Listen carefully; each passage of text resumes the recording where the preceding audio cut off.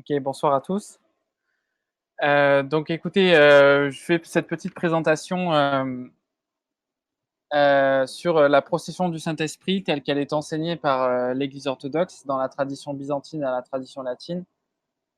Parce que je pense que c'est un point important que de savoir que ce qu'on appelle le filioque, c'est-à-dire l'idée que le Saint-Esprit possède du Père et du Fils, donc qui est un dogme qui a été ajouté par les catholiques romains au Concile de Lyon et au Concile de Florence, est une, voire sinon la cause principale du schisme entre l'Église orthodoxe, dite l'Église orientale, et l'Église catholique romaine, dite l'Église occidentale. Même si là, encore une fois, et c'est ce que nous verrons ensemble, la tradition occidentale dans les premiers siècles concernant la procession du Saint-Esprit à Butroqué, du Père et du Fils, recouvrait différentes réalités théologiques qui ne correspondent pas forcément, en tout cas de façon adéquate, à la définition dogmatique qu'adoptera le Concile de Florence. Donc aujourd'hui, si vous voulez, je pense que c'est extrêmement important de rappeler en fait les origines théologiques d'un tel conflit, dans la mesure où précisément, euh, aujourd'hui en fait on relativise les différences dogmatiques. C'est-à-dire qu'aujourd'hui on va vous dire, et c'est notamment ce qu'essaie de dire la clarification. Donc la clarification, c'est un texte qui a été sorti par le Vatican, je crois que c'est en 95, en tout cas c'est dans les années 90, et qui essayait justement de trouver un terrain d'entente pour faire plaisir à la fois aux orthodoxes et aux catholiques, pour dire non, finalement, la différence qui existe entre les orthodoxes et les catholiques n'est pas vraiment une différence dogmatique, mais qu'elle serait le fruit d'une incompréhension mutuelle liée à des malentendus linguistiques. Je reviendrai là-dessus, mais ce découpage linguistique en fait ne correspond pas à la réalité de la pensée des pères, qui est une pensée vivante et qui évidemment les pères connaissaient bien mieux que nous le latin et le grec, même si on sait que le latin et le grec, en tout cas le latin, par le terme de procédere, le terme procédé, en fait, n'arrive pas à recouvrir des réalités distinctes qui sont exprimées par le grec, notamment entre la différence entre l'ekporès et proinai. Mais on reviendra là-dessus également. En tout cas, ce qui est important, ce qu'il faut dire, c'est que la connaissance de Dieu, la vie mystique dans l'Église orthodoxe sont indissociables. Elles participent à l'esprit même de l'orthodoxie. L'orthodoxie qui ne signifie pas seulement la bonne voie, c'est-à-dire finalement le vrai chemin, le bon chemin, mais également et surtout la glorification. C'est-à-dire que l'idée est de dire que précisément nous sommes glorifiés parce que nous confessons la vraie foi, et nous confessons la vraie foi parce que nous sommes glorifiés. La connaissance de Dieu dans la tradition orthodoxe est essentiellement apophatique. Elle repose sur l'idée que Dieu est un mystère insondable, euh, et ce que nous connaissons de lui, c'est seulement ce qu'il a bien voulu révéler de lui-même, mais nous ne pouvons pas connaître l'essence de Dieu, nous ne pouvons connaître que certains attributs, certaines opérations qui sont, c'est-à-dire les énergies divines, qui sont autour de l'essence, mais qui ne caractérisent pas l'essence de Dieu. Mais là aussi, nous reviendrons dessus. Pour revenir à la procession du Saint-Esprit, il faut s'en tenir d'abord à ce que dit le credo de Nicée-Constantinople. Credo de Nicée-Constantinople, donc c'est catholiques et orthodoxes s'accordent pour reconnaître pleinement ensemble la pleine légitimité des 7 conciles œcuméniques. Et c'est le premier concile œcuménique, donc concile de Nicée, réuni en 325, qui va promulguer le symbole de Nicée, reconnu comme étant la profession de foi chrétienne universelle. Il fut ensuite complété, comme vous le savez, lors du concile de Constantinople de 381. Donc tout ce que nous connaissons de la Trinité depuis la Révélation est compris dans ce credo, unanimement reconnu par toutes les confessions chrétiennes comme étant la foi de l'Église reçue des apôtres. C'est ce credo qui en fait résume la foi des apôtres, les saintes écritures et la tradition des pères. Donc je ne vais pas je vais pas réciter le credo devant vous, mais simplement vous rappeler ce que dit le credo de Nicée-Constantinople précisément sur le Saint-Esprit. Il dit ceci: Je crois en l'Esprit Saint, qui est Seigneur et qui donne la vie, qui procède du Père, qui est adoré et glorifié avec le Père et le Fils et qui a parlé par les prophètes. Alors, même dans le texte du catéchisme de l'Église catholique romaine, ce credo, bien sûr, est reconnu comme parfaitement légitime. Cependant, là où les orthodoxes et les catholiques ne sont pas d'accord, c'est que précisément les orthodoxes vont dire ce concile, ce credo résume parfaitement l'enseignement que nous avons reçu sur la procession du Saint-Esprit et qui avait été bien résumé par l'évangéliste Jean. L'évangéliste Jean qui cite le Seigneur lorsque le Seigneur dit je vous enverrai l'Esprit Saint qui procède du Père. Le Seigneur n'a jamais dit que l'Esprit Saint procédait dans l'éternité du Père et de lui-même. Il a simplement dit moi, je vous envoie l'Esprit Saint, le Paraclet, l'Esprit consolateur, qui procède du Père. Donc, vous voyez, il y a vraiment deux choses différentes. Pour faire une petite analyse textuelle du credo de Nicée-Constantinople, il est intéressant de voir que là, ici, il y a la distinction entre l'Esprit Saint qui procède du Père et l'Esprit Saint qui est adoré et glorifié avec le Père et le Fils. Donc je répète, je crois en l'Esprit Saint, Seigneur, qui donne la vie, qui procède du Père, qui est adoré et glorifié avec le Père et le Fils. Donc ça, c'est très important de dire ceci. Pourquoi? Parce que précisément, le concile de Tolède, donc qui sera un concile espagnol, qui va être le premier concile occidental qui n'a pas été reconnu par l'Église d'Orient, à reconnaître le filioque, à l'idée d'une procession du Saint-Esprit par le Père et le Fils. Justement, ce concile de Tolède va affirmer cette procession du Père et du Fils pour affirmer la consubstantialité des trois personnes divines, Père, Fils et Saint-Esprit.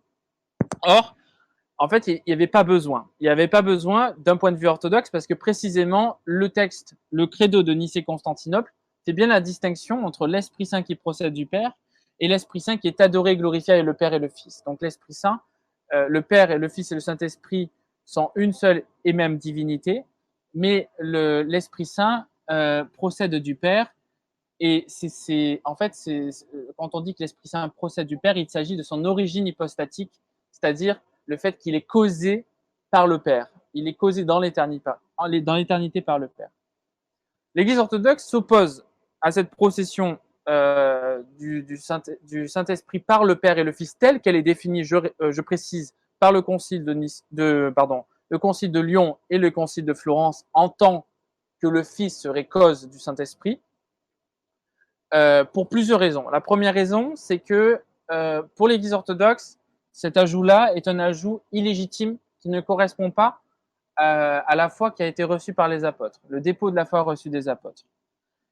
C'est un ajout illégitime dans la mesure où précisément les conciles œcuméniques, le troisième concile œcuménique, par exemple, que reconnaissent toutes les autres confessions chrétiennes, y compris catholiques, reconnaît par exemple dans son 7e canon ceci, je cite: « Il est suffisant de rendre grâce pour ce divin symbole, sage et salvateur, qui a achevé la compréhension et l'affermissement de la piété en donnant un enseignement parfait sur le Père, le Fils et le Saint-Esprit. » Fin de citation. Donc ce concile interdit à toute communauté chrétienne d'ajouter, de modifier ou de retrancher quoi que ce soit du symbole de la foi. Le président donc de ce concile œcuménique, saint Cyril d'Alexandrie, dira dans sa lettre à Jean d'Antioche ceci, je cite: « Ne laissons ni nous-mêmes, ni quelqu'un d'autre modifier la sainte lettre du symbole de la foi, ni retrancher fût-ce une seule de ces saintes syllabes, nous rappelant celui qui a dit « Ne transgresse pas les frontières éternelles qu'ont établies tes pères, car ce n'est pas eux qui ont ainsi parlé, c'est l'Esprit de Dieu et du Père lui-même, celui qui procède de lui et qui n'est pas étranger au Fils dans le sens de l'essence. » Fin de citation. Le concile de Chalcédoine confirmera également cette interdiction de rajouter quoi que ce soit au credo de Nicée. Je cite: « Tout ceci ayant été fixé et formulé par nous avec toutes les précisions et l'attention possibles, le concile saint et œcuménique a décidé qu'il n'est permis à personne de professer, de rédiger, de composer une autre formule de foi ou de l'enseigner à d'autres. Quant à ceux qui oseraient composer une autre foi ou proposer, enseigner ou transmettre un autre symbole, ceux-là, s'ils sont évêques ou clercs, ils sont exclus, les évêques de l'épiscopat, les clercs de la cléricature, et s'ils sont moines ou laïcs, ils sont anathèmes. » Donc là, l'Église orthodoxe, ça c'est le premier volet en fait de son opposition au filioque, c'est-à-dire le fait que ce serait un ajout illégitime. Ce qui est intéressant, c'est que vous avez en fait un développement. Là, je fais juste un petit développement historique, un rappel du développement historique de la doctrine du filioque. Donc, comme je vous rappelle, cette doctrine est issue du Concile de Tolède. Concile de Tolède sur fond d'une lutte contre l'arianisme, qui précisément pour justifier du fait que le Fils est également Dieu, va dire, eh bien voilà, l'Esprit Saint procède aussi du Fils pour dire que voilà, le Fils est également Dieu comme le Père et comme l'Esprit Saint. Mais ce qui est intéressant, c'est que c'est ce développement d'une procession du Saint-Esprit par le Père et le Fils va être très progressive dans la tradition latine. Et non seulement elle va être très progressive, mais elle va être également diverse. Diverse, pourquoi je vous dis ça? Parce que Saint Maxime le Confesseur, donc on est quelques siècles, mais pas beaucoup, après le Concile de Tolède, Saint Maxime le Confesseur va justement parler de cette question du filioque. Saint Maxime le Confesseur a été vraiment, et je vous invite à lire le bouquin qui a été écrit par Jean-Claude Larcher, Maxime le Confesseur, médiateur entre l'Orient et l'Occident. C'est quelqu'un qui connaissait très bien à la fois l'Occident et l'Orient. Et voilà ce qu'il dit. Les Latins n'ont pas fait du Fils la cause du Saint-Esprit, car ils savaient le Père cause unique de celui-là selon la génération et de celui-ci, selon la procession, mais qu'ils ont voulu manifester le fait pour l'Esprit de sortir par le Fils, par lui, le Fils. Donc là, vous voyez, c'est intéressant, parce que Saint Maxime le Confesseur va clairement défendre les Latins en disant non, vous, les Orientaux, faites attention, vous accusez faussement les Latins, parce que lorsqu'ils parlent d'une procession du Saint-Esprit par le Père et le Fils, ils ne veulent pas faire du Fils la cause du Saint-Esprit, car ils savent que la seule cause, et c'est ce que dit Saint Maxime le Confesseur, il dit clairement, la seule cause, c'est le Père. Ce qui est intéressant également, c'est que Anastase, le bibliothécaire, que beaucoup d'entre vous connaissez, qui était en fait le secrétaire du pape Nicolas Ier, va également interpréter, donc c'était vraiment le représentant de la théologie latine de l'époque, il va également interpréter de la même manière ce texte de Saint Maxime le Confesseur en proposant un filioque qui, pour le coup, est vraiment orthodoxe et peut être vraiment acceptable du point de vue de l'Église d'Orient. Donc, je cite ce que dit Anastase le bibliothécaire, commentant précisément la lettre de Saint Maxime le Confesseur. Je cite. Les Grecs ont tort de discuter avec nous, car nous ne considérons pas le Fils comme le principe ou la cause de l'Esprit Saint, comme ils le pensent. Mais n'ignorant pas l'unité de substance du Père et du Fils, nous reconnaissons que l'Esprit Saint procède du Fils, de même qu'il le fait du Père, en attendant la procession assurément comme la mission. Saint Maxime apprend à nous-mêmes et aux Grecs que sous un certain rapport, l'Esprit procède du Fils, et sous un autre, il n'en procède pas. Et il montre combien il est difficile d'exprimer la chose propre d'une langue à une autre. Donc là, vous voyez, c'est intéressant, c'est-à-dire qu'on a Anastase le bibliothécaire qui admet, qui dit, voilà, Saint Maxime le Confesseur a bien compris de façon orthodoxe la procession du Saint-Esprit par le Père et le Fils, c'est-à-dire que oui, la seule cause, c'est le Père, mais selon les missions temporelles, c'est-à-dire l'envoi du Saint-Esprit dans le monde, eh bien, l'Esprit Saint procède du Père et du Fils, parce qu'il s'agit des énergies divines. Mais là, également, je vais revenir là-dessus, parce que chez Saint Maxime le Confesseur, il n'y a pas que l'ordre économique, mais il y a aussi l'ordre théologique, même s'il ne s'agit pas de l'origine hypostatique du Saint-Esprit, mais je vais revenir là-dessus. Donc là, si vous voulez, à cette époque-là, on a, comme vous pouvez voir, on n'a pas de définition très claire en fait du filioque. Qu'est-ce que ça veut dire la procession du Saint-Esprit par le Père et le Fils du point de vue latin? On a une interprétation qui peut être orthodoxe, qui est d'ailleurs défendue par Saint Maxime le Confesseur, puis reprise par Anastase le bibliothécaire. Et puis ce qui est tout à fait intéressant, c'est aussi, pour ceux qui ne le savent pas, le concile de 879, concile de Constantinople IV, qui justement a été convoqué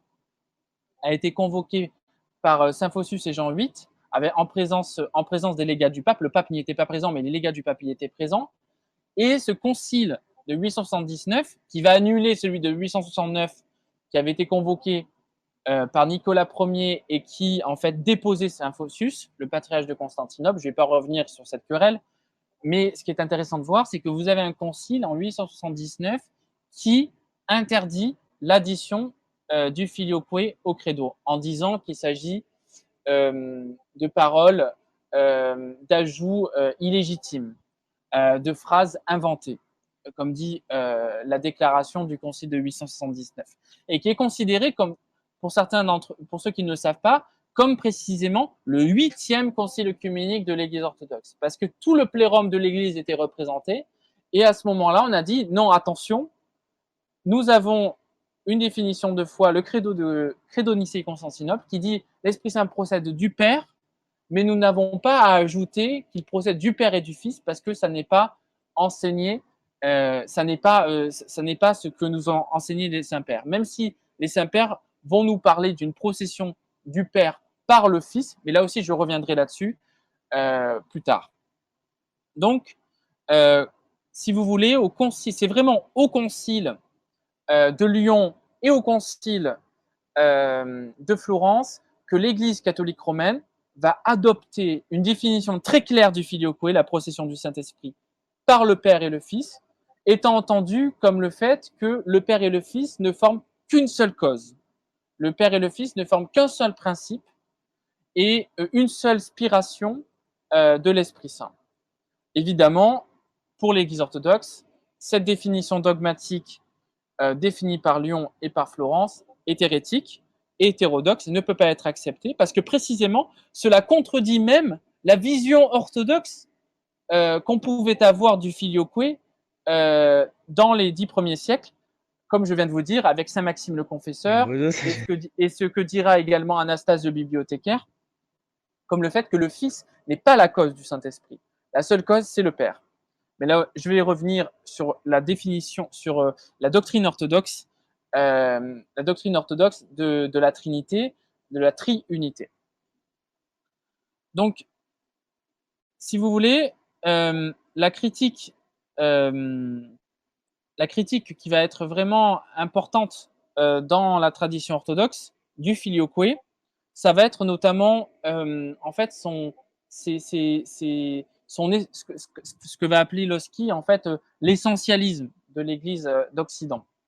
Je vais préciser tout ça bien sûr, hein, ne vous inquiétez pas.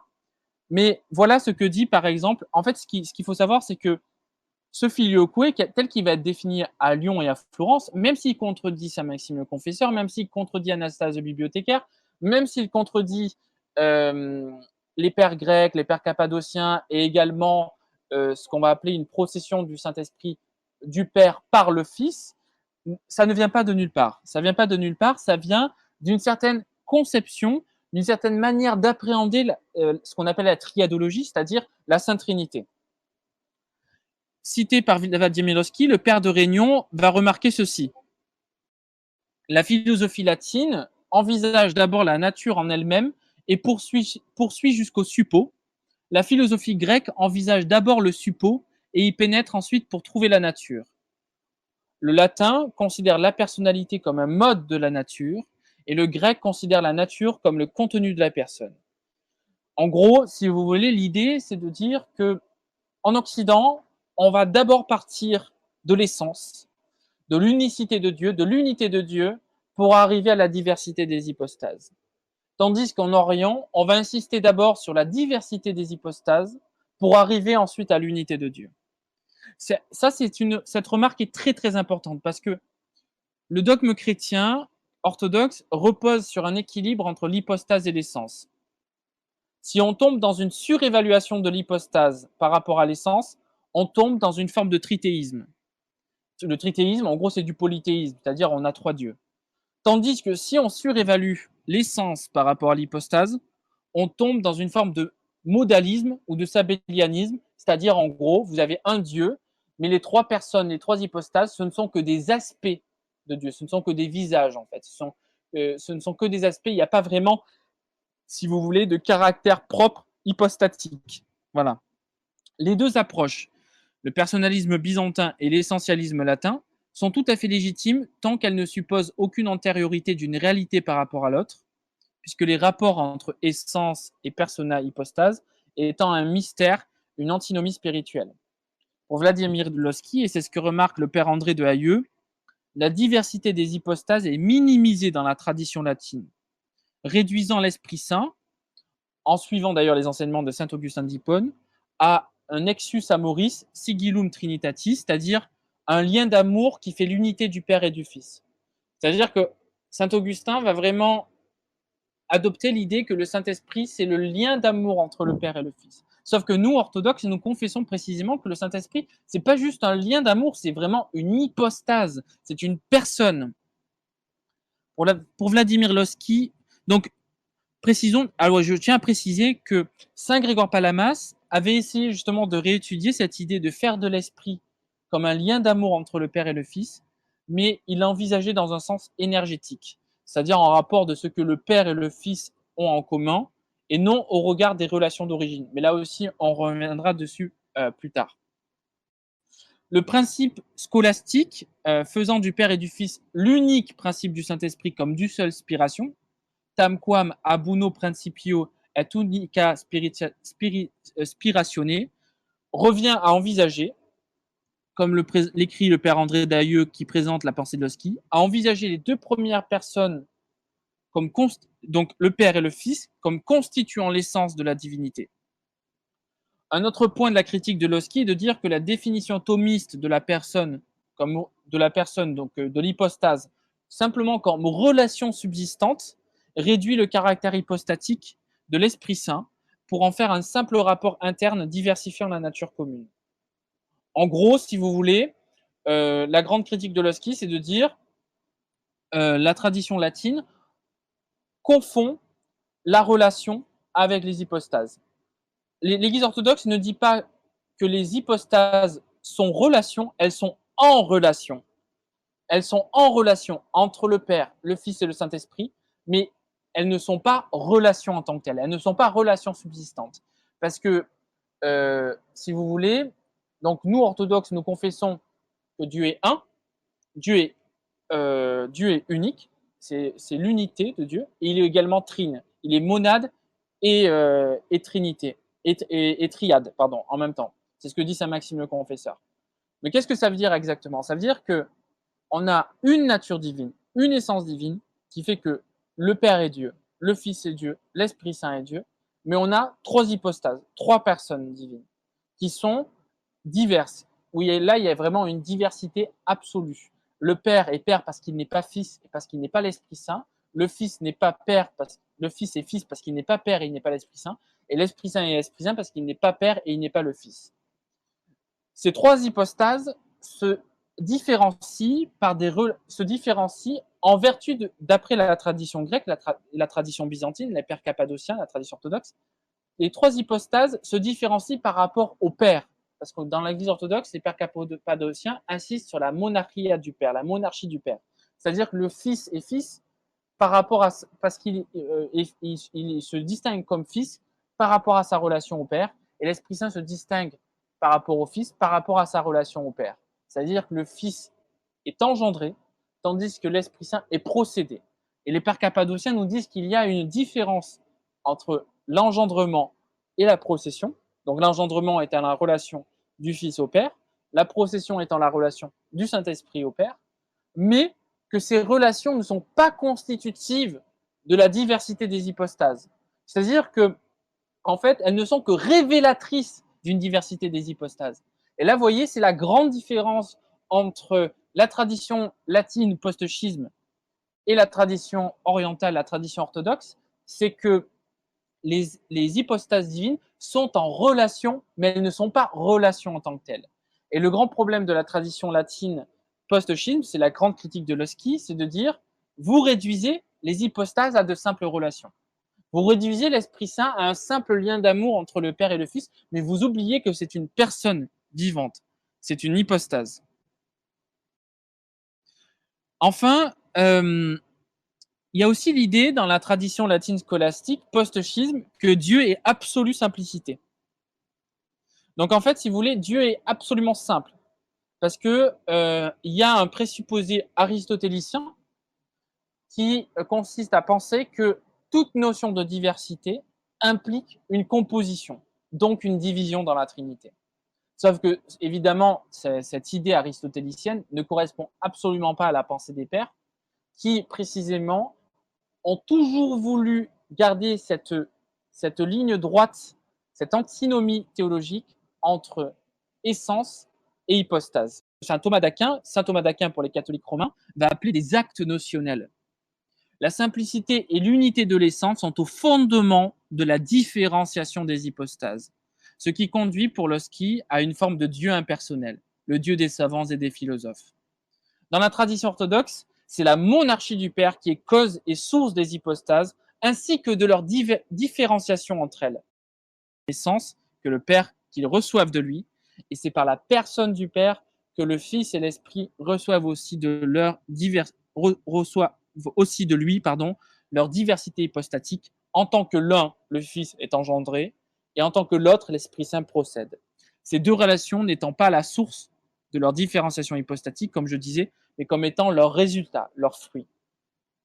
Donc, pour Lossky, parler d'une procession de l'Esprit Saint à partir du Père et du Fils implique l'idée de voir la Trinité comme une dyade. C'est-à-dire qu'en gros, vous avez d'un côté le Père et le Fils, comme un seul principe, une seule spiration, et l'autre l'Esprit Saint, qui découle d'eux comme un seul principe. Mais pour Lossky, ça correspond absolument pas à la révélation et l'ordre par lequel Dieu, le Dieu vivant, le Dieu d'Abraham, d'Isaac et de Jacob, s'est révélé aux hommes, comme un et trois, comme monade et triade. Mais c'est plutôt le fruit d'une abstraction. Si vous regardez l'histoire de la révélation, vous n'avez absolument pas l'idée d'un Dieu dyade, c'est-à-dire le Père et le Fils, et l'Esprit Saint qui en découle. Vous n'avez absolument pas cette idée. C'est vraiment une abstraction issue vraiment d'une réflexion intellectuelle.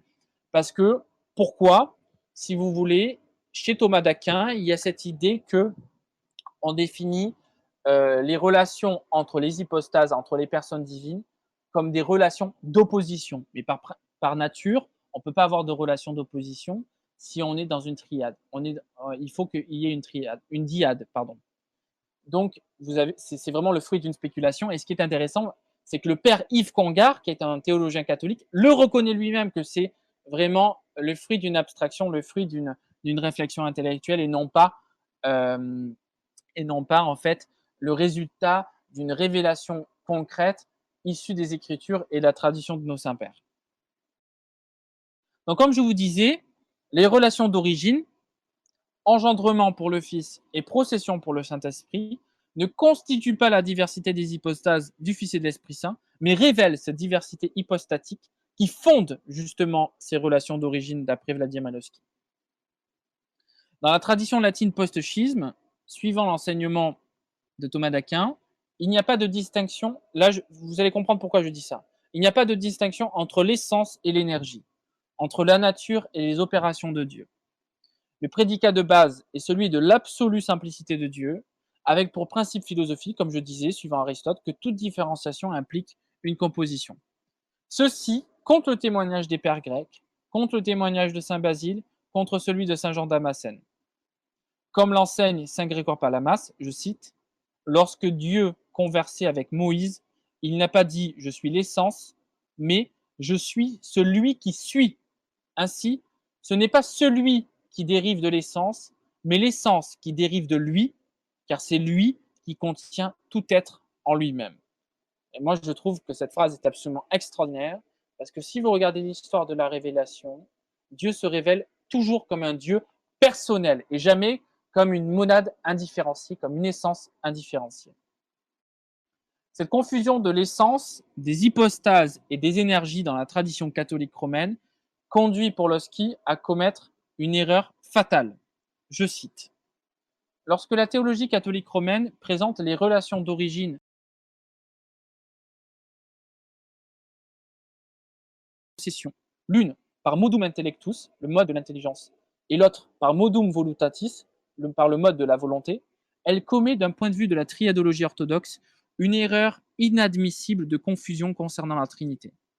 En effet, les qualités extérieures de Dieu, intellect, volonté ou amour sont introduites à l'intérieur de la Trinité pour désigner les relations entre les hypostases. Cette lignée de pensée nous donne une individualité divine plutôt qu'une trinité de personnes. Une individualité qui, dans la pensée, est consciente de son propre contenu essentiel, c'est-à-dire la génération du verbe per modum intellectus, par le mode de l'intelligence, et qui, en se connaissant, s'aime, c'est-à-dire la procession du Saint-Esprit abutroque, per modum voluntatis ou per modum amoris, c'est-à-dire par le mode de la volonté ou par le mode de l'amour. Nous sommes ici confrontés à un anthropomorphisme philosophique n'ayant rien de commun avec l'anthropomorphisme biblique, car les théophanies bibliques, qui nous montrent sous forme humaine les actes et les manifestations d'un Dieu personnel dans l'histoire du monde, nous placent aussi face à face avec le mystère de son être inconnaissable. Fin de citation. On a un double héritage dans la pensée latine post-schisme pour Losky. On a d'abord, du coup, un héritage essentialiste, où les distinctions entre personnes de la Trinité ne sont réduites qu'à des relations d'opposition, c'est-à-dire vous avez d'un côté la relation père vis-à-vis du Fils, contre la relation père-fils vis-à-vis de l'Esprit Saint. C'est ce que résume le Concile de Florence lorsqu'il écrit « En Dieu, tout est un, là où n'intervient pas une opposition des relations. In Deo omnia sunt unum ubi non obviat relationum oppositio. » Donc, si vous voulez, on a vraiment l'idée d'un côté, en fait, c'est pourquoi la démarche scolastique, intellectualiste de l'Église de Rome pour justifier la procession du Saint-Esprit par le Père et le Fils, c'est de dire, oui, mais si l'Esprit Saint ne procède que du Père, comme le Fils est engendré que par le Père, comment on peut distinguer le Fils et l'Esprit Saint? Et donc, pour justifier ça, ils vont dire, eh bien, de même que le Fils est engendré par le Père, de même l'Esprit Saint procède du Père et du Fils, sinon on ne pourrait pas distinguer le Fils et le Saint-Esprit. Sauf que là, c'est une relation d'opposition qui ne correspond absolument pas à ce que nous enseignent les saints-pères, qui nous disent qu'il faut suivre un enseignement apophatique. Nos saints-pères disent il y a une différence entre l'engendrement et la procession. Mais cette différence est mystérieuse et nous ne devons pas la sonder. Voilà. Donc, comme je disais, il y a une relation, un héritage essentialiste, c'est-à-dire que voilà, vous avez les différences entre personnes de la Trinité sont réduites à des relations d'opposition, à des actes notionnels, des relations subsistantes. Et vous avez un deuxième héritage, qui est un héritage, une approche psychologique de la Trinité, c'est-à-dire à savoir l'introduction des facultés de la pensée et de l'amour dans l'esprit incréé, en suivant notamment ce qu'enseignait saint Augustin, qui a vraiment en fait introduit cette notion de ces facultés de la pensée et de l'amour dans la pensée trinitaire. Pour Vladimir Lossky, le rationalisme scolastique introduit donc une opposition binaire dans la Trinité contre la diversité triadique de la Trinité. Donc là, je cite ce que dit André de Hayeux, qui résume très bien la pensée de Lossky. Et donc la pensée orthodoxe. Seule l'attitude apophatique, caractéristique de toute la tradition de l'Église d'Orient et dont le Saint-Esprit est le mystagogue, peut sauvegarder l'approche correcte du mystère divin. La théologie négative, qui reçoit comme une donnée première et inadmissible l'antinomie de l'identité et de la diversité, ne cherche pas à la résoudre, mais seulement à l'exprimer le moins imparfaitement possible, avertie de la transcendance du mystère. Elle crucifie la raison à la philosophie de ce monde pour la faire ressusciter à la sagesse spirituelle. Donc, vous voyez toute la différence qui existe pour la tradition orthodoxe entre le filioque tel qui va être enseigné, développé par Thomas d'Aquin, puis ensuite dogmatisé par le Concile de Florence et le Concile de Lyon, et la doctrine orthodoxe telle qu'elle est contenue dans les Saintes Écritures et les Saints-Pères, c'est que la doctrine orthodoxe croit à un Dieu qui se révèle. C'est un Dieu qu'on connaît par la révélation. Et c'est toujours un Dieu personnel qui se révèle. On a le Père, on a le Fils et on a l'Esprit Saint. Et qui se révèlent toujours dans leur diversité, dans une diversité absolue. Même si cela ne touche jamais au fait qu'il reste un seul Dieu, une seule essence, une seule nature. Tandis que l'Église d'Occident, avec son filioque qui fait du Père et du Fils un seul principe du Saint-Esprit, on est dans de la spéculation philosophique, on est dans une dyade qui ne correspond absolument pas à la diversité triadique, donc à la diversité de la Trinité elle-même, la révélation de la Trinité, telle elle s'est révélée au monde dans les Saintes Écritures, dans le monde. Pour André Stavroux, qui est professeur à l'Institut Saint-Serge, et dont je vous recommande vivement les écrits sur ce sujet, parce que c'est quelqu'un qui a très bien travaillé la question du filioque, je cite ce qu'il dit. Saint Thomas d'Aquin explique que génération et spiration ne se distinguent pas du point de vue des biens communiqués, chacune d'elles communique la même plénitude divine. Il ne peut y avoir diversité que du côté du principe, l'une des origines étant Abouno et l'autre Adobus.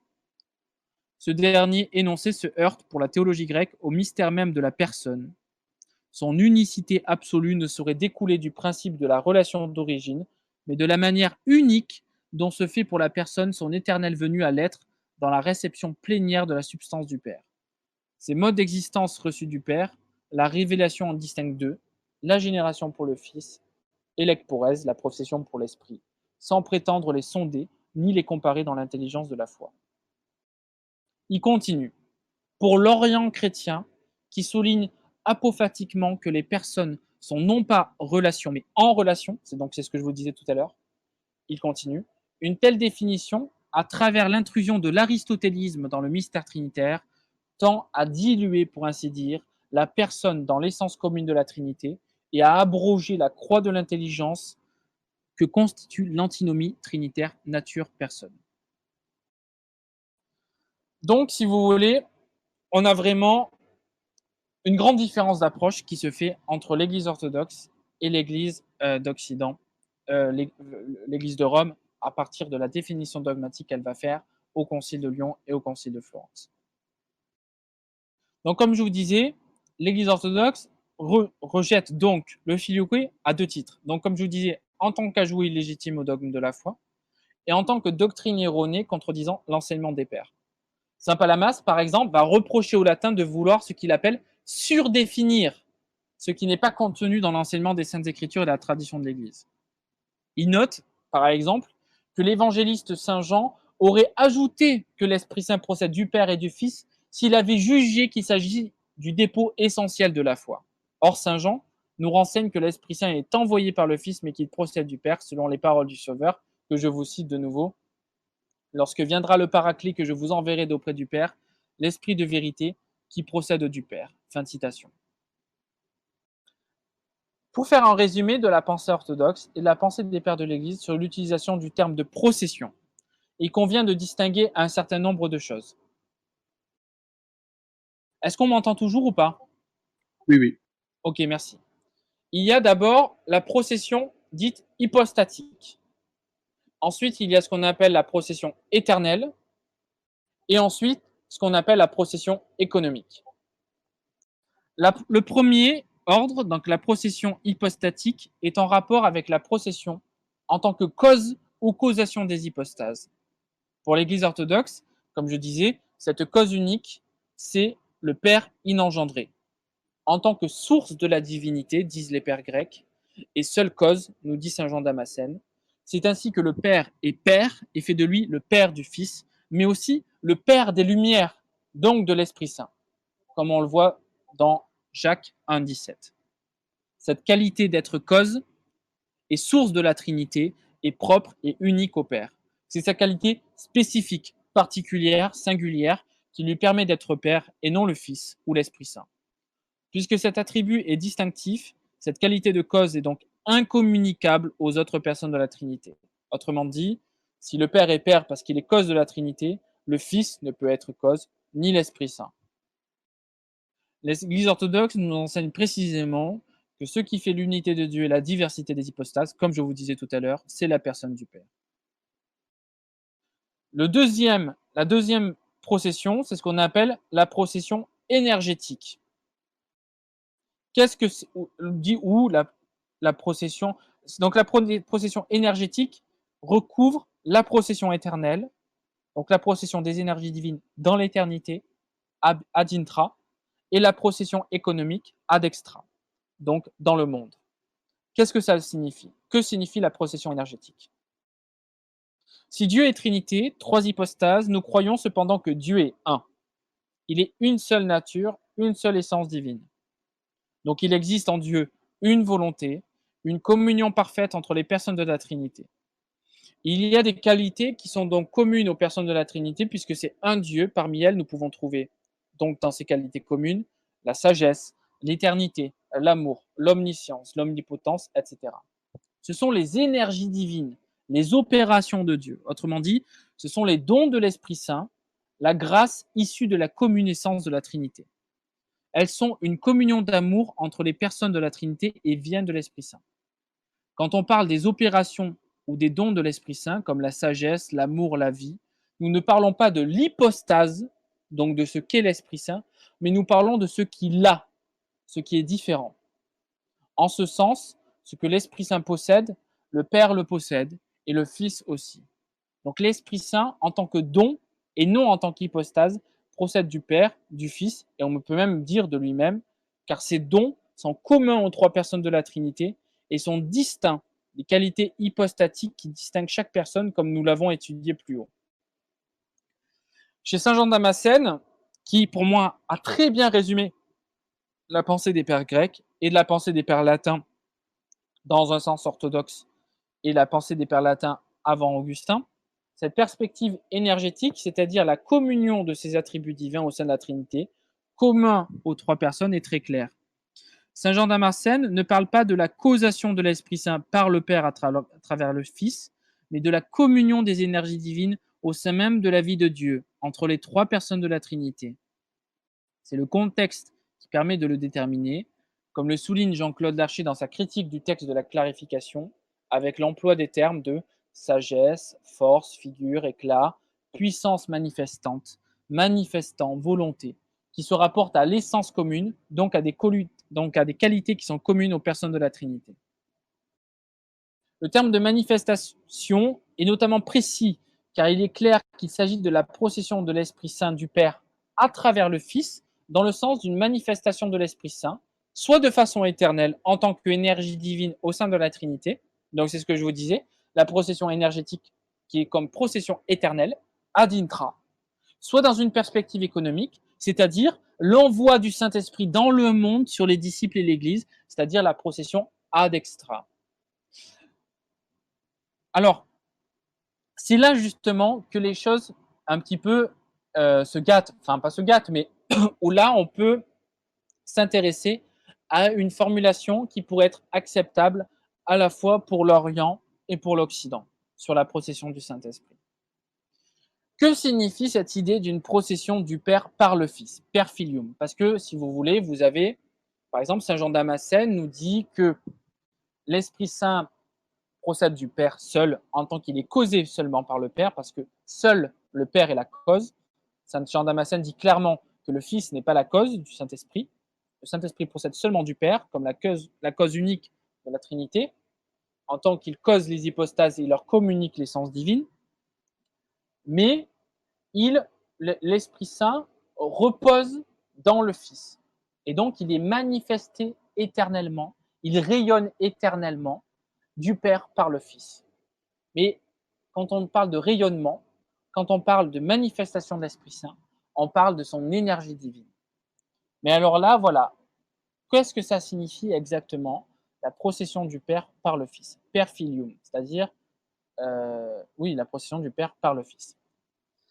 Ce qui est intéressant, c'est de voir ce que nous dit André Stavroux, c'est qu'il est tout à fait possible de dire, dans une perspective orthodoxe, comme dit Saint Jean Damascène, le Père, et comme dit Saint Maxime le Confesseur, qui sera repris par Anastase le Bibliothécaire, comme je vous disais tout à l'heure, le Père est la seule cause. C'est la cause unique de la Trinité.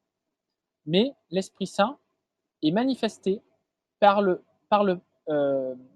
du Père par le Fils, à la fois dans l'éternité, comme la manifestation éternelle de la gloire de Dieu, donc des énergies divines, et à la fois comme manifestation du Saint-Esprit dans le monde, envoi du Saint-Esprit dans le monde. André Stavroux cite plusieurs exemples patristiques qui peuvent justement nous aider à mieux comprendre ce que pourrait signifier la procession du Saint-Esprit du Père par le Fils. Il cite par exemple Saint Basile.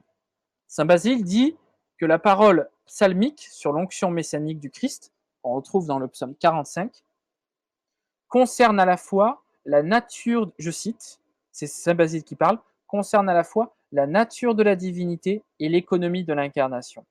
En gros, si vous voulez, l'onction qui est sur le Christ n'est pas simplement une onction dans l'économie du salut, c'est-à-dire quand le Christ est présent sur terre, mais également dans l'éternité. C'est-à-dire que l'Esprit Saint repose éternellement dans le Fils. Nicolas Cabasilas, qui est un auteur byzantin très connu du XIVe siècle, illustre par exemple la synthèse byzantine, illustrant la synthèse byzantine, souligne qu'avant même de devenir chair bienheureuse, le Fils de Dieu est éternellement un crème, myron, qui demeure en lui-même, avant de s'épancher dans l'Église.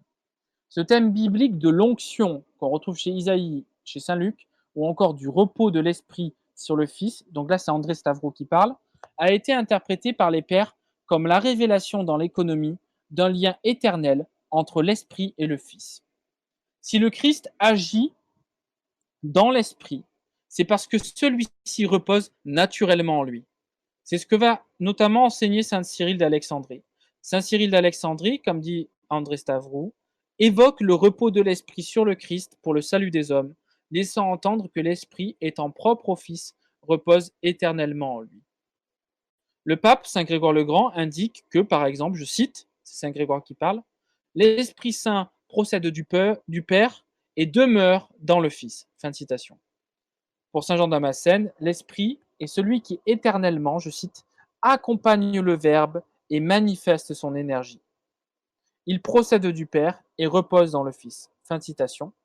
Qui est expression d'ailleurs qui est reprise par la liturgie orthodoxe de la Pentecôte, où là, si vous lisez tous les textes liturgiques de la Pentecôte, il y a vraiment cette idée que l'Esprit Saint procède du Père comme unique cause et qu'il repose dans le Fils. Il est manifesté par le Fils. Le Fils étant l'image du Père, la splendeur du Père, eh bien l'Esprit Saint est manifesté par le Fils. Il est manifesté par le Fils dans l'éternité comme énergie divine et dans le monde également comme énergie divine. Donc vous avez là, vous voyez, il y a vraiment des distinctions qui sont pour le coup très fines, très fines, qui sont très importantes pour mieux comprendre en fait la manière justement dont on peut interpréter de façon orthodoxe un filioque. Donc là, je vais vous citer deux auteurs byzantins post-schisme qui ont justement étudié le sujet et qui en fait ont essayé de comprendre le filioque dans une perspective orthodoxe. Vous avez d'abord Nicéphore Blémides, qui est un grand auteur byzantin, un moine, qui a beaucoup travaillé sur le sujet et qui a essayé de comprendre le filioque dans une perspective orthodoxe, c'est-à-dire dans un sens qui pourrait être acceptable à la fois pour l'Orient et l'Occident, suivant l'enseignement des Saintes Écritures et des Saints Pères. Je cite toujours André Stavro. Pour Nicéphore Blémides, le Fils est engendré du Père comme éternel donateur de l'Esprit, car celui-ci repose naturellement dans le Fils. Mais ce repos est dynamique, car l'Esprit resplendit éternellement d'auprès du Fils, ou encore du Père par le Fils. À ce titre, l'Esprit existe et procède du Père par le Fils, mais son existence personnelle vient, comme pour le Fils, du Père seul en vertu de la monarchie du Père. Blémides distingue implicitement la procession énergétique de l'Esprit de sa procession personnelle, le Per Filium par le Fils s'appliquant à la première et signifiant le resplendissement éternel de l'énergie commune de la Sainte Trinité. Cette énergie désigne la gloire divine, entrevue par les voyants de l'Ancien Testament. Communiquée comme grâce à la création, elle a pour dispensateur privilégié l'Esprit, par qui advient la sanctification. Le même terme « esprit », soulignera Grégoire Palamas, désigne dans l'Écriture tantôt avec article la personne de l'Esprit, tantôt sans article le don de la vie divine, comme à la Pentecôte joannique. Vous avez également Saint Grégoire de Chypre, qui a travaillé sur cette question. Grégoire de Chypre reprend ses intuitions et les développe. Donc je cite toujours André Stavron. Reprend ses intuitions et les développe, soulignant que la procession personnelle de l'esprit a pour achèvement sa manifestation éternelle par le Fils. Ainsi, l'achèvement de la génération du Fils à partir du Père et la réception en lui de l'Esprit procédant du même Père. L'accomplissement de la procession de l'Esprit à partir du Père et, EST, le repos sur le Fils engendré du même Père. L'Esprit est l'amour et la joie réciproque du Père et du Fils, dira même Grégoire Palamas, en des termes qui rappellent justement saint Augustin. Cette joie étant répandue sur les saints, en tant qu'il manifeste l'énergie divine, présence véritable de Dieu, hors de sa substance, l'Esprit s'épanche à partir du Père par le Fils et, si l'on veut, du Fils, qui est une vérité exprimée par l'image des apôtres. Finalement, c'est ce que dit André Stavroux, c'est parce que l'Esprit repose éternellement dans le Fils qu'il existe par ou pour lui, resplendissant de lui. Image du Fils, comme dit saint Athanase, l'Esprit révèle le Fils aux hommes dans l'économie du salut. Il est non étranger à la génération du Fils, d'une façon autre que celle dont le Fils est non étranger à la procession du Saint-Esprit.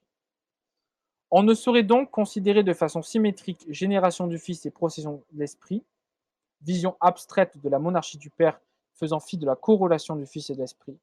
Mais cette asymétrie n'implique pas que la procession de l'Esprit soit tributaire de la génération du Fils. La première ne saurait être considérée comme logiquement consécutive de la seconde, car l'Esprit est reconnu ensemble et simultanément avec le Fils. Il n'est nullement postérieur au Fils pour ce qui est de l'existence, de sorte que le Fils unique puisse être pensé sans lui.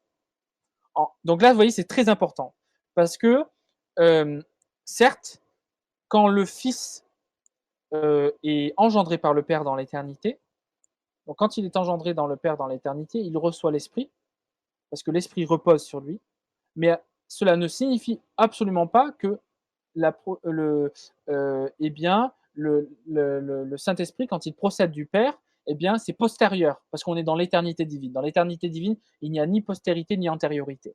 Le Fils est engendré par le Père simultanément que le Saint-Esprit quand il procède du Père. Ça, vous voyez, c'est très très important. Parce que, justement, le filioque implique, alors évidemment, c'est pas ce que dit le Concile de Lyon et de Florence, parce que l'Église de Rome a toujours bien incité pour dire que c'est dans l'éternité divine, etc. Mais il y a cette idée quand même d'une forme de postérité. C'est-à-dire, vous avez en gros le Saint-Esprit qui procède du Père et du Fils un peu a posteriori, quoi. Vous voyez, voilà.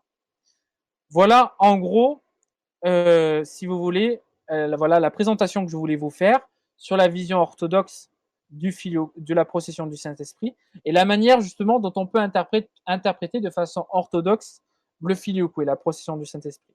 Alors je peux comprendre que ça peut être très abstrait, ce que j'ai pu dire, etc. Mais n'hésitez pas, là, si vous avez toutes les questions que vous voulez, n'hésitez pas, si je peux clarifier quelque chose, un propos que j'ai eu, ou voilà quelque chose qui n'a pas été clair. Maintenant, si vous voulez me poser toutes les questions que vous voulez, vous pouvez. Voilà. Est-ce que tu permettrais que je fasse un petit commentaire historique sur Oui, deux, bien trois points? sûr. Vas-y, je t'en prie. Colia vous a parlé notamment de la première occurrence du filioque comme se trouvant lors du concile de Tolède.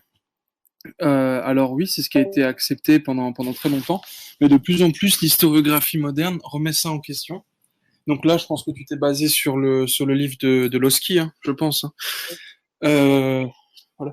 Mais l'historiographie moderne remet ça en question de plus en plus, parce que ce concile de Tolède, et notamment les documents qui nous parviennent, viennent d'endroits qui, entre autres, ont fourni beaucoup de documents qui étaient volontairement falsifiés en faveur de la papauté, comme par exemple la donation de Constantin, les fausses décrétales, et aussi pour des raisons théologiques, parce que en fait,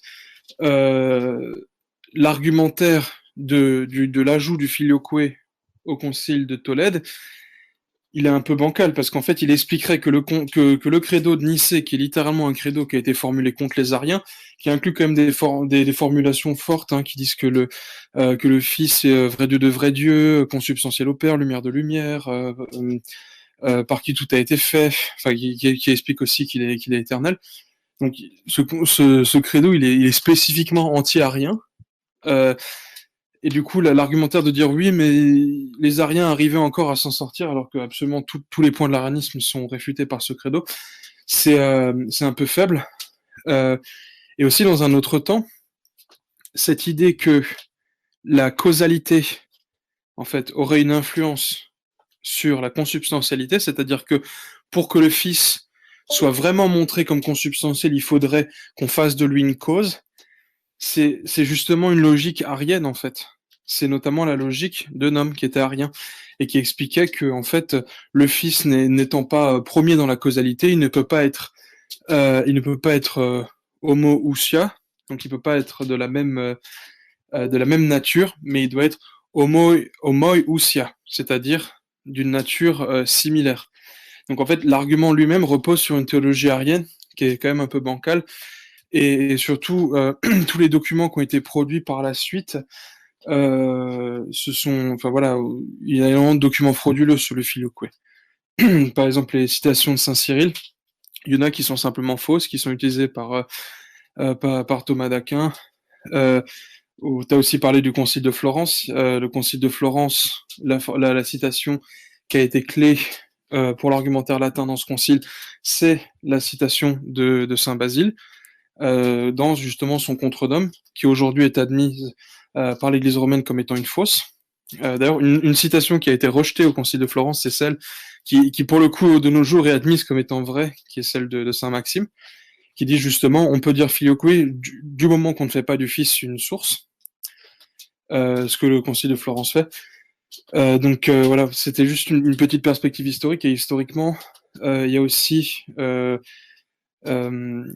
quelques enjeux politiques au filioque, notamment dans les conciles francs, qui ont été opposés par les papes, notamment le concile d'Aix avec Charlemagne et tout ça. Mais on peut pas juste réduire ça à la politique, mais il faut savoir que même à une époque, c'est un combat que la papauté a mené contre le filioque, ou au moins contre son addition au credo sous Léon III. Voilà. Ça, c'est un peu plus de contexte historique, parce que au-delà d'être un débat théologique, il y a aussi simplement un débat d'authenticité de la foi, et simplement de contre-enseignement des pères, quoi. Oui, parce que d'ailleurs, je précise, je vous renvoie à un livre qui a été écrit par Lamprilos, qui s'appelle La mystification fatale, que vous pouvez retrouver sur, sur Wiki, je crois que c'est Wikisource. Vous pouvez le retrouver en libre accès sur Internet. Et en gros, il fait la liste des pères qui ont été falsifiés par les latins, les textes des pères qui ont été falsifiés par les latins, pour impliquer l'idée qu'ils enseigneraient le Saint-Esprit procède non seulement du Père, mais également du Fils. Mais, mais, même, mais même en admettant leurs textes falsifiés, en fait, ce qui est intéressant de voir, c'est le contexte dans le. En fait, ce qu'il faut voir je pense, pour vraiment déterminer la pensée d'un père, en tout cas sa triadologie, et surtout sa pneumatologie, c'est-à-dire sa conception de la procession du Saint-Esprit. Il faut voir le contexte dans lequel il écrit ce livre. Et en général, on remarque que les pères, quand ils parlent de la procession du Saint-Esprit, en tout cas chez les pères latins, quand ils parlent de la procession du Saint-Esprit du Père et du Fils, ils veulent surtout affirmer la consubstantialité des personnes divines, et non pas l'origine hypostatique du Saint-Esprit, comme l'enseigne le Concile de Florence. Oui, il y a plein de formules de consubstantialité qui sont utilisées, mais voilà, moi je voulais juste amener quand même votre attention sur le fait que la justification patristique, elle est globalement faussée, quoi. Même de nos jours, le credo d'Athanase, l'encyclopédie catholique est forcée d'admettre que oui, c'est pas un credo qui vient d'Athanase. Et pourtant, il est encore utilisé. Et si vous voulez vous intéresser à la question de manière plus peut-être historique et académique, je vous recommande le livre de Edward Cieszynski. Ça s'appelle The Filioque History of a Doctrinal Controversy. C'est malheureusement pas disponible en français, mais ça a été publié par les éditions d'Oxford. C'est très sérieux. Et il montre justement tout le développement, les différents filioque, le fait qu'il y ait beaucoup de fausses sources. Et ce qui est intéressant, c'est que le professeur Cieszynski, en commençant l'écriture du livre, il appartenait à des églises uniates. En la finissant, il était orthodoxe. Oui, Donc, en effet. Oui, et d'ailleurs, vraiment, c'est un travail universitaire. Donc, en fait, qui est très intéressant.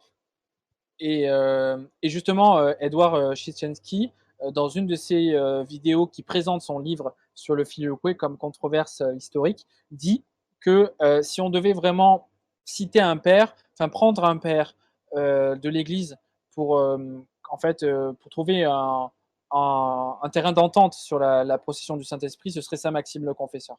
Parce que Saint Maxime le Confesseur connaissait très bien la tradition latine et la tradition grecque, et Saint Maxime le Confesseur résume très bien la pensée orthodoxe. Oui, oui.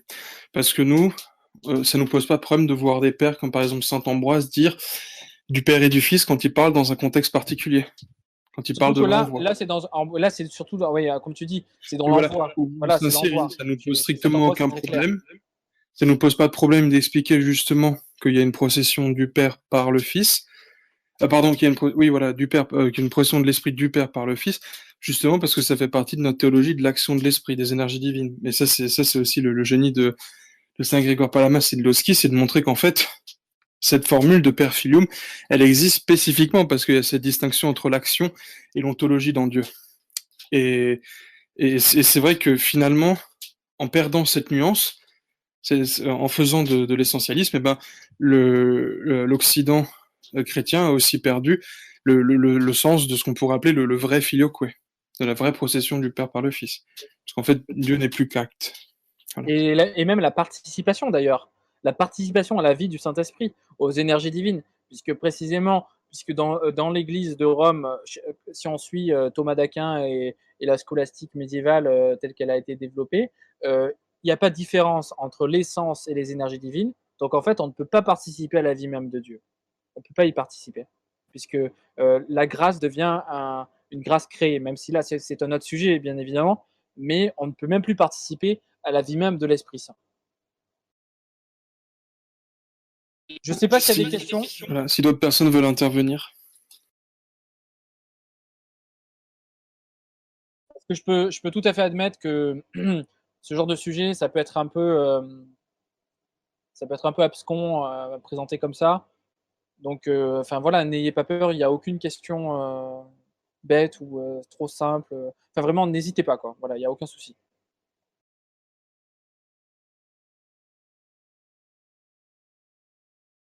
Et je tenais quand même à parler quand même d'un écueil qui nous est souvent présenté. Le premier, c'est de dire que la clarification, elle résout le problème, ce qui est absolument faux. En fait, c'est un cache-misère. Et deuxièmement, c'est aussi de tout réduire à des interactions politiques et à dire oui, mais quelque part, c'est pas notre faute. Parce que c'est juste politique, c'était juste des machinations, c'était juste Orient contre Occident. C'est totalement faux, en fait. Indépendamment de quel camp est derrière quelle idée, il y a une vraie hérésie, en fait. Il y a une véritable hérésie qui cause un véritable effondrement de la Trinité. Et c'est pour ça que de nos jours, il y a une mécompréhension de la Trinité en Occident. Parce que justement, l'idée de base, c'est de partir de l'essence. Et par exemple, si vous avez déjà vu des discussions entre des chrétiens occidentaux, de tradition occidentale, et des musulmans, vous allez voir qu'il y a un gros souci, puisque Dieu est l'essence. Il n'y a personne qui est capable de dire, justement, comme dans les Écritures, Dieu est le Père. Il y a une seule source, un seul point de départ. Et justement, c'est comme ça qu'on doit débattre avec les ariens, les unitariens, les musulmans et tout ça. Comme ça que les pères l'ont toujours fait. C'est ce qui colle le plus aux Écritures aussi. Oui, parce que la vision orthodoxe, c'est vraiment une vision du Dieu de la révélation, quoi, tout simplement. C'est pas une espèce de, comme dit Grégoire Palamas, Dieu n'a pas dit je suis l'essence, en fait. Hein, je suis celui qui suit. Et celui qui est, il est toujours euh, personnalisé, en fait. Hein. C'est un Dieu vivant, un Dieu qui est personnel. Mais en tout cas, pour ceux qui. D'ailleurs, je tiens à préciser que. Parce que si vous voulez. Enfin, juste pour revenir un petit peu sur l'idée que l'Esprit Saint procède du Père par le Fils dans un contexte énergétique, juste une petite précision. Vous avez par exemple les écrits La mystagogie du Saint-Esprit de Saint Phosius. Saint Phosius, dans sa mystagogie du Saint-Esprit, va simplement s'arrêter à des arguments contre la causalité attribuée au Fils dans la procession du Saint-Esprit. C'est-à-dire que Saint Phosius va dire, par exemple, argument qui, pour le coup, est vraiment imbattable. Vous pouvez l'utiliser dans n'importe quelle discussion sur le filioque avec des catholiques romains. Saint Faustus dit ceci. Il dit, nous, orthodoxes, on reconnaît, donc, comme je disais, nous reconnaissons que Dieu est Trinité, tri-unité, trine, donc 3 hypostases, un, donc une essence, une nature divine. Sauf que si la cause, ce qui appartient à 2 hypostases, appartient forcément à 3 hypostases, en fait. C'est-à-dire que soit, enfin, une qualité, une propriété, soit elle appartient à une hypostase, donc c'est ce qui définit par exemple une personne de la Trinité, et c'est vraiment ce qui la distingue des autres, soit cette qualité appartient aux trois personnes de la Trinité. Exemple, comme je disais, la sagesse, la vie, la divinité, etc. Ce sont des qualités qui appartiennent aux 3 personnes de la divinité, mais la causalité, la cause, elle appartient qu'au Père. Sauf que les latins, en faisant du Fils la cause, c'est-à-dire en attribuant au Fils la causalité, du coup, implique en fait, ne peuvent pas répondre à l'argument de Saint Faustus qui dit oui, mais attendez, si la causalité appartient à 2 personnes, elle doit appartenir à 3 personnes, si, parce qu'elle est en vertu de l'essence. Enfin, je veux dire, si la causalité n'appartient qu'au Père, elle ne peut pas appartenir au Fils. Mais si elle appartient au Père et au Fils, ça veut dire qu'elle appartient à l'essence. Donc, ça veut dire que l'Esprit Saint a également la causalité. Donc, ça veut dire que l'Esprit Saint peut se causer lui-même. Vous voyez ce que je veux dire? C'est un argument Oui, logique. voilà. Ça, c'est l'argument qui est donné comme étant un argument fort au Concile de Florence. En fait, cet argument, j'essaie de résumer ce que tu as dit, de le reformuler, c'est que il explique que le Père et le Fils étant consubstantiels, et considérant que la procession de l'esprit est une qualité de l'essence, un attribut de l'essence, de la substance, ce qui n'est pas le cas, c'est un attribut personnel du Père. Mais étant donné qu'ils considèrent ça, ils vont dire, bah, à ce moment-là, c'est normal que le Fils procède aussi l'Esprit. Mais effectivement, l'Esprit lui-même est consubstantiel, donc l'Esprit doit se procéder lui-même. Et on peut continuer, on peut dire que le fait de générer le Fils, quelque part, ça peut aussi être un attribut essentiel. Donc en fait, l'Esprit devrait aussi générer le Fils éternellement, ce qui n'est pas le cas. Il y a une génération du Fils par l'Esprit de manière temporelle dans les Écritures, hein. C'est quand l'Esprit Saint descend sur la Mère de Dieu. Mais c'est absolument pas une procession éternelle. Et en fait, au final, on se retrouve avec un esprit qui cause le Fils et se cause lui-même, un Fils qui cause l'esprit et se cause lui-même, et un Père qui cause le Fils et qui cause l'esprit. Donc en fait, tout le monde est source et tout le monde cause tout le monde presque. Donc en fait, à ce moment-là, tu n'as plus de distinction entre les, entre les hypostases. Et vu que les hypostases deviennent indistinguables, on tombe dans du modalisme, dans le fait qu'en fait, il y a une essence avec plusieurs modes d'action, mais éternellement, c'est toujours éternellement, ils n'ont pas de distinction les unes avec les autres. Et d'ailleurs, je précise que ce qui est intéressant de voir, c'est que la plupart des commentateurs, en fait, les textes qui sont souvent utilisés pour dire, les textes qui sont utilisés par les latins pour justifier le filioque en disant ah oui, regardez, tel père a dit que l'Esprit Saint procédait du Père et du Fils. En fait, les théologiens d'aujourd'hui catholiques disent que, en fait, il s'agissait pas du tout. Enfin, ceux qui commentent et qui sont honnêtes disent très bien qu'il s'agissait pas du tout de l'origine ou de la causation de l'Esprit Saint dans l'éternité, mais de sa manifestation éternelle, de la manifestation éternelle de l'Esprit, soit dans l'éternité, soit dans l'économie. Et vous avez, par exemple, c'est le cas pour Tertullien. C'est l'abbé J-, donc théologie trinitaire de Tertullien, parce que les latins utilisent souvent Tertullien comme soi-disant celui qui a pensé le filioque, etc. Et vous avez ce théologien catholique qui dit clairement, je cite, Tertullien ne laisse nulle part entendre que le Fils serait lui aussi principe de la divinité, au même titre et en même temps que le Père. Vous voyez? Et vous avez la même chose avec le père André Dailleux qui a fait un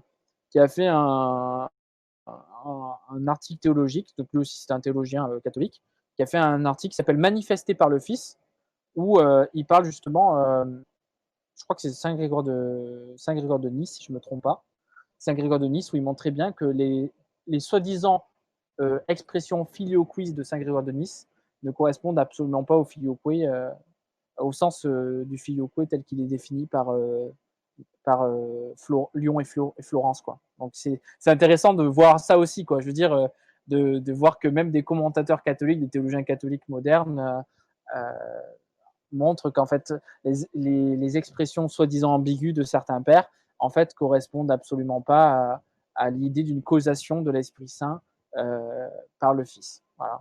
Ouais, et ça c'est le dernier souci qui existe en fait, c'est que de nos jours, étant donné que l'Église romaine est en déliquescence, la position est constamment en changement. Donc il y a des gens qui vont vous dire oui, mais quelque part c'est pas grave du tout. Bon là, il suffit de montrer l'histoire et de dire que bon, ça a quand même justifié des choses à un niveau théologique. Hein, c'est pas uniquement une contingence. Mais il y en a certains qui vont vous dire qu'en fait, qui vont rétracter leur position et qui vont dire qu'en fait c'est un père filion, qui vont aller sur quelque chose de d'économique uniquement, quelque chose qui est entre les deux. Par exemple, ici on a des gens qui s'intéressent à la position catholique comme orthodoxe. Et quand ils ont posé ces questions-là, ils ont entendu plein de sons de cloche différents. Parce que certains disaient oui, enfin certains adhéraient vraiment à ce que disait le Concile de Florence, qui dit que le Fils est une source comme le Père. Après, bon, il y a la pirouette en disant un seul principe, mais ça reste quand même le Fils qui est réellement une source. C'est ça notre vrai problème. Le Fils n'est pas source. Euh, et de l'autre côté, vous avez des gens qui expliquaient effectivement l'idée d'un père filium en disant non, le fils n'est effectivement pas une source. Et aujourd'hui, il y a littéralement plusieurs idées du filioque dans l'Église romaine. Et en fait, si on vous met la nouvelle sous le nez, qui se veut un peu orthodoxo-compatible, mais pas vraiment, comme l'explique Jean-Claude Larcher, et ben il faut simplement dire, bah, à ce moment-là, revenez sur le concile de Lyon, revenez sur le concile de Florence. Bon, ça, apparemment, ce sont quand même des documents magistériels dogmatiques. Hein. Donc, Il y a, possiblement ex cathedra, quand même. Hein. il y a Père Maxime qui voudrait intervenir. Vas-y. Oui, bonsoir. Ouais. Je voudrais rajouter quelque chose parce que c'est une des conséquences du filioque dont on parle peu, mais qui a du coup vraiment abîmé la théologie romaine. Quand on dit que le Saint-Esprit procède du Père et du Fils, peut-être inconsciemment, on fait du Saint-Esprit un peu l'enfant. Le terme est peut-être pas bon, mais le bébé du Père et du Fils. Et du coup, on le met plus au même niveau d'égalité que les deux autres hypostases.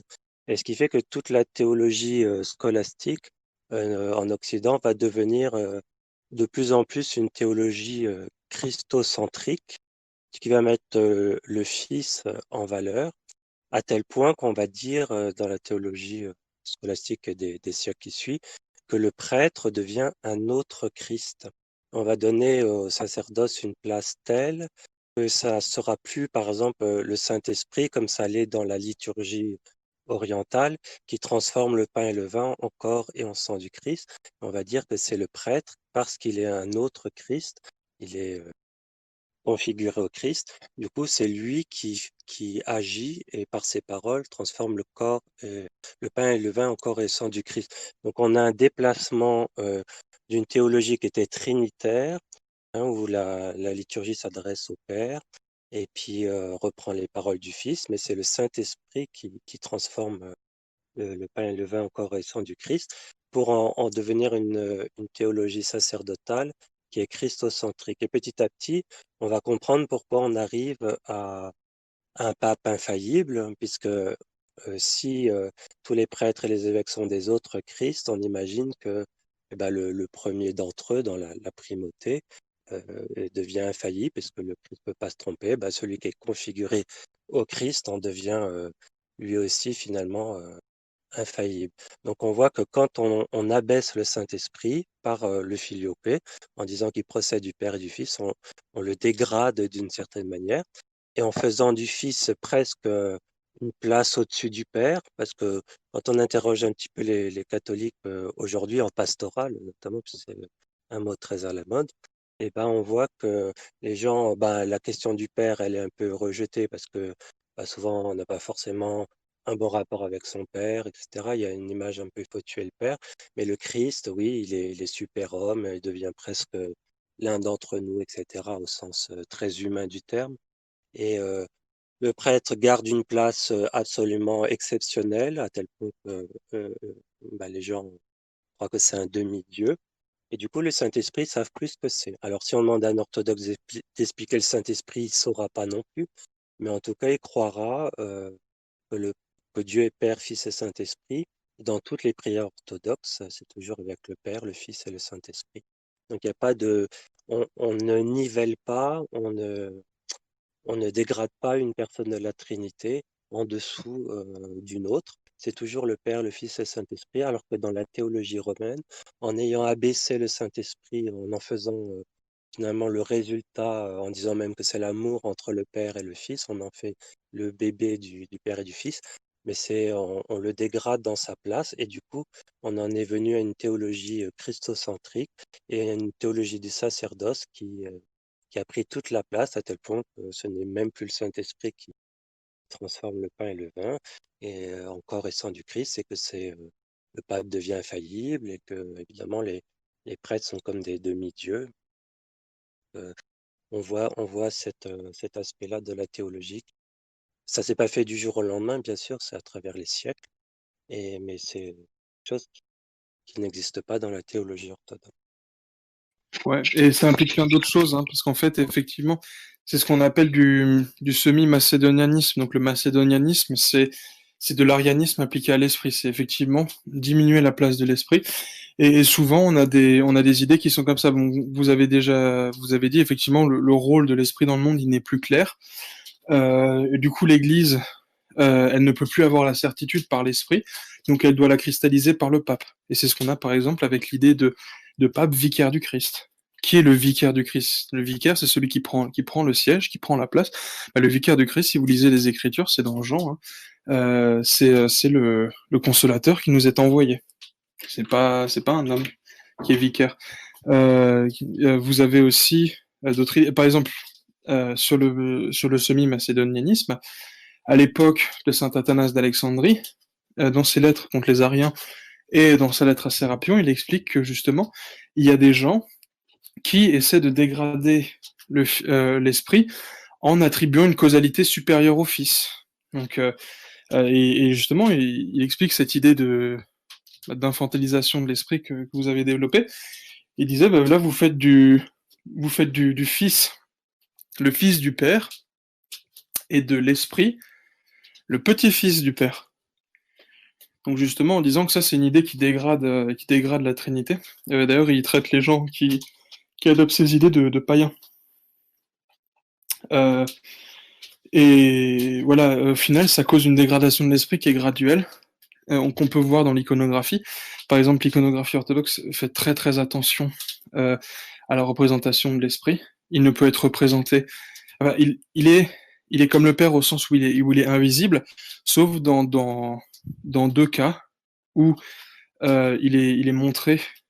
Ça, c'est dans les Écritures. Il est décrit de manière précise dans les Écritures, comme une colombe lors du baptême du Christ et comme des langues de feu lors de la Pentecôte. Sans ça, il n'est plus jamais représenté parce qu'il y a ce grand respect pour l'esprit. Il est invisible, il est parmi nous dans l'Église. Si vous regardez dans l'Occident chrétien, c'est devenu des représentations de colombes, de pigeons absolument partout. Donc ça, on voit de nouveau une dégradation de l'esprit. Il y a une dégradation de l'esprit aussi dans le sens, effectivement, où on n'aime plus parler de l'esprit que comme lien d'amour. Loski explique que ça mène à une dyade. C'est-à-dire que pourquoi est-ce qu'on a une trinité? Quelque part, c'est parce que la monade, elle est impotente parce qu'elle ne peut pas admettre de distinction en elle-même, et parce que la dyade, toute relation de la dyade est en fait une obsession. Et en fait, qu'est-ce que c'est que la Trinité? C'est cette figure stable et harmonieuse. Et en fin de compte, finalement, dire que l'esprit, c'est juste le lien d'amour entre ces deux personnes de la dyade, c'est juste personnifier l'obsession de la dyade. Et pour le coup, cette erreur, elle n'existe pas qu'à Rome, elle s'est répercutée un peu partout, par exemple dans le monde protestant, notamment dans certaines dénominations qui ont du coup hérité de cette erreur de Rome. Vous allez avoir une théologie de l'action de l'esprit dans le monde qui est plus ou moins aberrante quand même, avec des gens qui vont littéralement montrer des symboles de possession en disant que c'est l'esprit, qui vont expliquer qu'en fait euh, ils sont constamment possédés par l'Esprit Saint pour justifier leurs interprétations des Écritures et toutes ces choses-là. Donc en fait, cette dégradation de l'esprit, elle s'est installée de manière durable.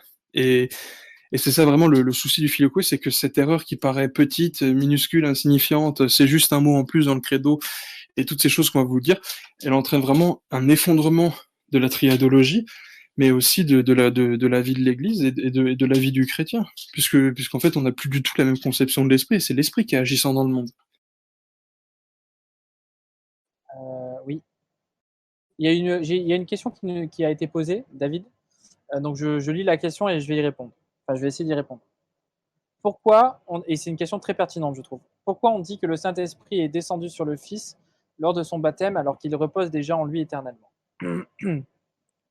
Alors, déjà, l'Écriture nous dit que l'Esprit Saint est venu sous forme d'une colombe, et l'Esprit Saint est venu sur lui au moment où il a été baptisé par Jean le Baptiste, Saint Jean le Baptiste. Euh, Moi, je le vois plutôt, je pense que d'ailleurs c'est ce que nous disent les pères, comme une théophanie, une manifestation de l'action de Dieu. Ça, c'est le premier point. Le deuxième point, il faut voir ce que nous disent les saints pères. Donc, je lis ce que dit Saint Jean Chrysostome. Saint Jean Chrysostome, je cite: L'Esprit Saint descendit aussi sur le Sauveur, comme sur le principe et l'auteur de notre race, pour être premièrement en Jésus-Christ, qui le reçut, non pas pour lui, mais bien plutôt pour nous-mêmes. Et l'Esprit Saint descendit sur lui, etc. Que personne donc ne pense qu'il reçut l'Esprit Saint comme s'il ne l'avait pas eu jusqu'alors, car c'est lui-même qui, comme Dieu, l'envoyait du haut du ciel, et lui-même qui le recevait comme homme sur la terre. L'Esprit Saint descendait de lui, c'est-à-dire de sa divinité, pour venir se reposer sur lui, c'est-à-dire sur son humanité. Fin de citation. Il y a aussi Bède le Vénérable qui a une très belle expression: le ciel ne s'ouvrit pas pour Jésus, dont les yeux pénétraient jusque dans les profondeurs des cieux, mais ce miracle eut lieu pour nous montrer la vertu du baptême. La porte du ciel est immédiatement ouverte à celui qui vient de le recevoir, et en même temps que sa chair innocente est plongée dans les eaux, le glaive de feu qui menaçait autrefois les coupables se trouve éteint. Fin de citation. Voilà donc ce que nous disent les saints-pères, c'est-à-dire que le, c'est le Christ en soi, quand il a été baptisé, c'était surtout pour nous montrer l'exemple, comme disent la vertu du baptême, comme disent les pères. Voilà.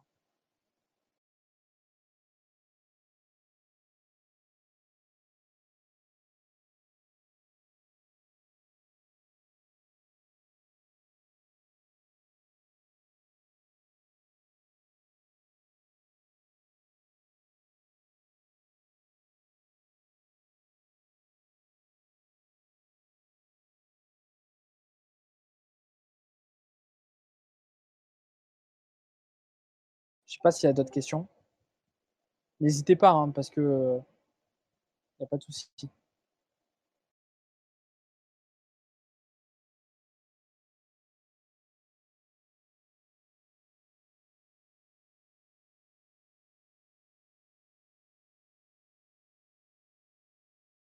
Il y avait aussi une question de Cadmus. Quand le filioque a été introduit pour la première fois dans le credo, quelle était la justification? La justification, comme je disais, c'était donc concile de Tolède, donc concile sur fond de lutte contre l'arianisme. L'idée, c'était de dire que le Christ était Dieu comme le Père. Et donc, étant donné qu'il partageait la même nature, la même essence divine, le Fils devait faire procéder l'Esprit Saint à même titre que le Père pour affirmer sa consubstantialité. Voilà, avec le Père et l'Esprit Saint. En tout cas, c'est l'argument, enfin, c'est le raisonnement de l'époque du Concile de Tolède.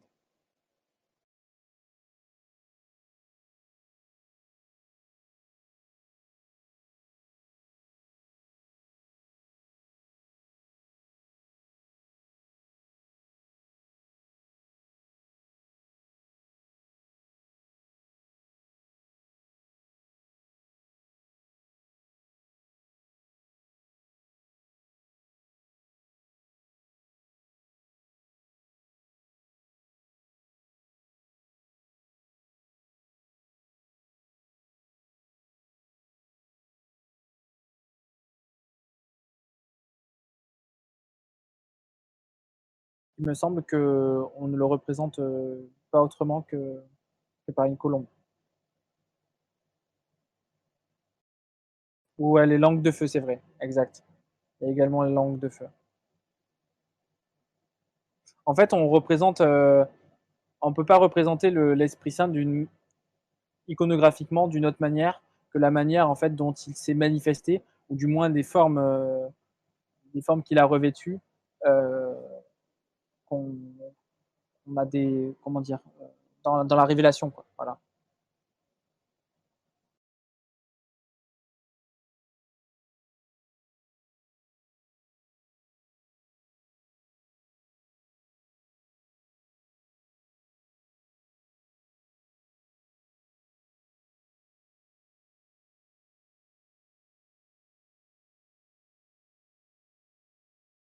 Alors, vous Cassine qui me demande, tu veux bien expliquer de nouveau du Père par le Fils? Oui, du Père, l'Esprit Saint procède du Père par le Fils. Ça ne signifie pas que l'Esprit Saint est causé, c'est-à-dire qu'en gros, il est, oui, causé dans l'éternité du Père par le Fils, mais qu'il est manifesté éternellement du Père par le Fils comme énergie divine, soit à l'intérieur de la Trinité, donc ad intra, soit dans l'économie divine, dans l'économie, donc l'économie divine du salut, donc ad extra. Donc, quand on dit que l'Esprit Saint procède du Père par le Fils, per filium en latin ou diatuiu en grec, ça signifie qu'il s'agit de l'Esprit Saint comme énergie divine. L'Esprit Saint comme étant manifesté, resplendissant éternellement euh, et économiquement.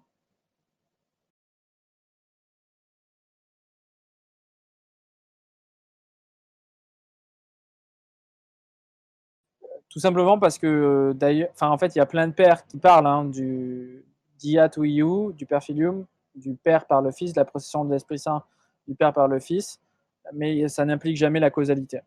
Voilà, il suffit de lire à ce sujet l'exposé sur la foi orthodoxe de Saint Jean Damascène et les lettres de Saint Maxime le Confesseur.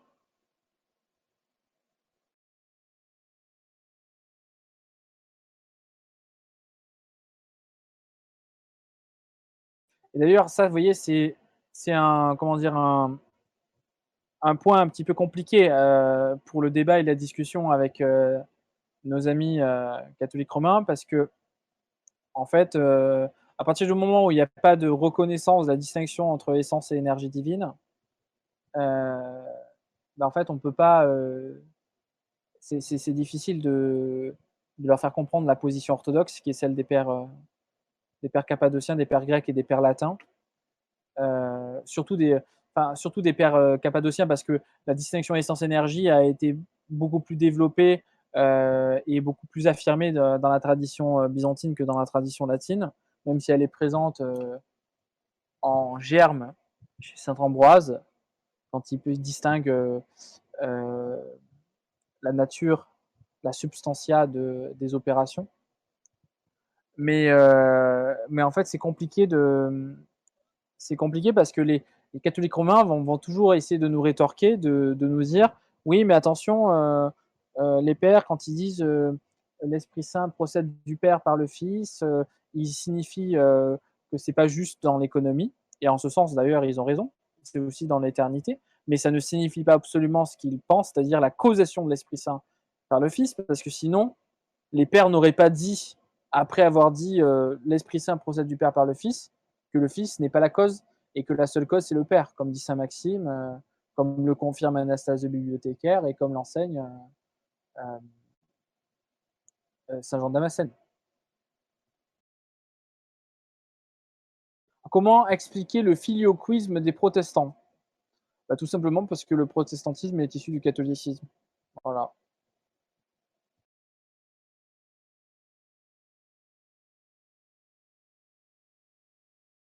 Cela dit, il est possible que certaines églises protestantes aient refusé le filioque, à ma connaissance, je ne sais pas, enfin, quelles sont-elles, mais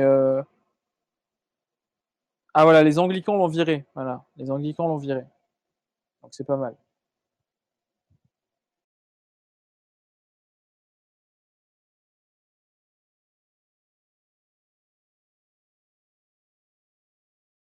Et en fait, il y a aussi cette idée, dans la triadologie latine post-schisme, il y a vraiment, si vous voulez, tout le logiciel aristotélicien qui va prendre la place sur la pensée des pères et sur leur mode apophatique, sur leur pensée apophatique de la Trinité, pour y substituer justement un système avec ce qu'ils vont appeler la cause première, la cause seconde, etc.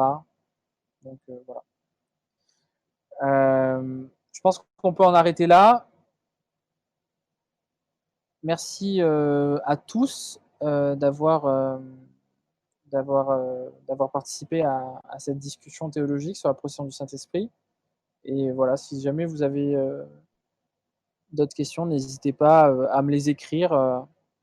Voilà, je pense que l'intervention sera diffusée sur YouTube.